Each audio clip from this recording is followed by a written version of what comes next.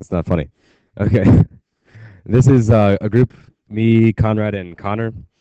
I'm Isaac, and I'm reviewing why, on the first question, why these three, why number two is the best answer for the question of the definition of paraphrasing. The first answer was, to me, paraphrasing is when you read something and summarize it instead of writing what they say and making your own words. Make sure you get all the main points. That was the first answer. And the second one was the one we chose to be the best, which said to paraphrase is to take a sentence that someone else wrote or said and put it in your own words while still having the main idea of the sentence. In order to paraphrase, you have to change some words and make it your own. We chose that one because it was most elaborate and it had a lot of details. And the third one was really crappy.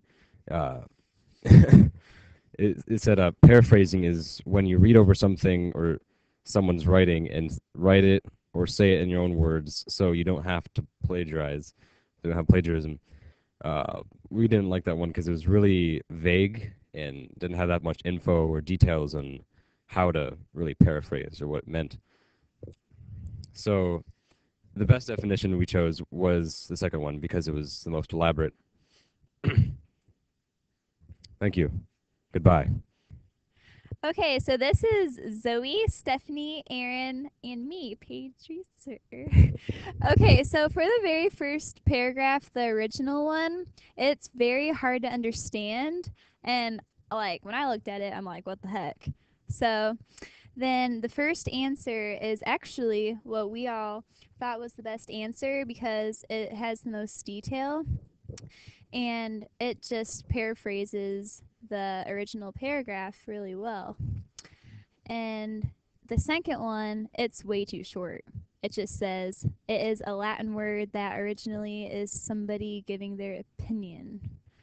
Um, it doesn't really say anything about that. I don't even think it says Latin in the original text, but whatever. And then, and third one, it plagiarizes. That one's probably the worst one because it plagiarizes. They can sue and all that kind of stuff. So that's just dumb. Because it says Roman magistrate who took censuses and oversaw public morals. That's all plagiarized because it's in the original text. And the fourth one, the origin of the work appears to be Roman. Well, duh. Like, it's obviously says that, but that doesn't say enough. So that one's wrong.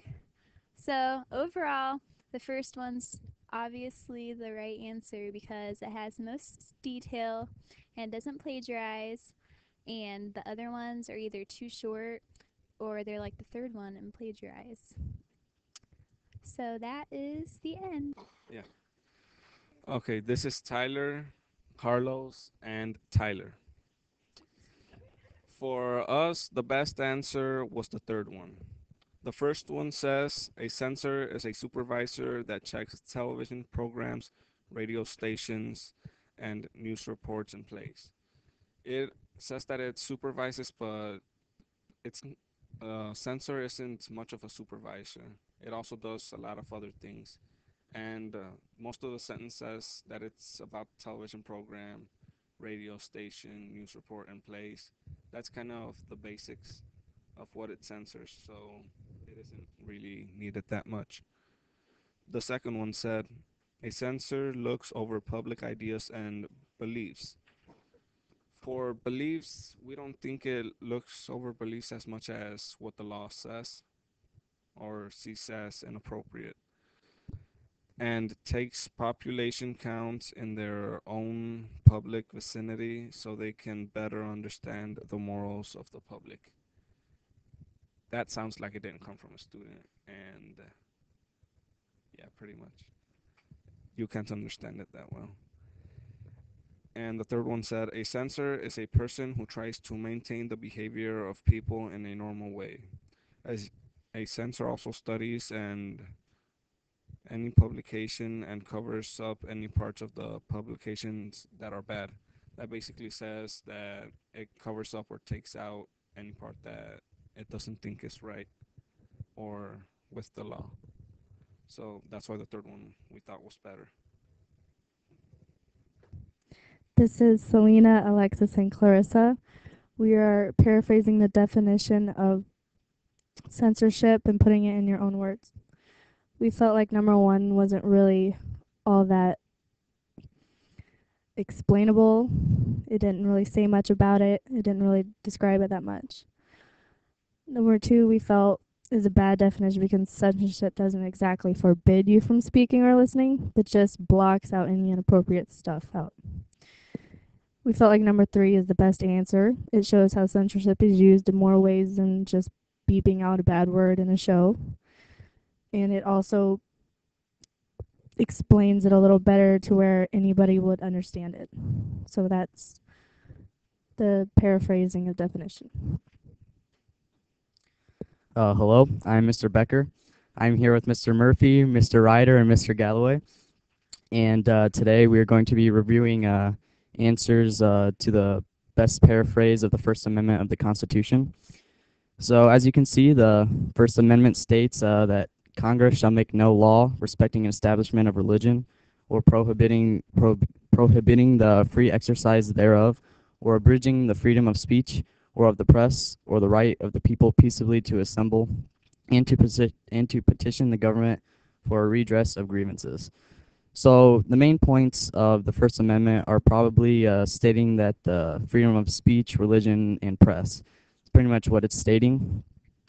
And in the first answer, we thought that it makes it seem like we're able to say anything we want, which we kind of are, but like we're not able to slander like against the president, things like that.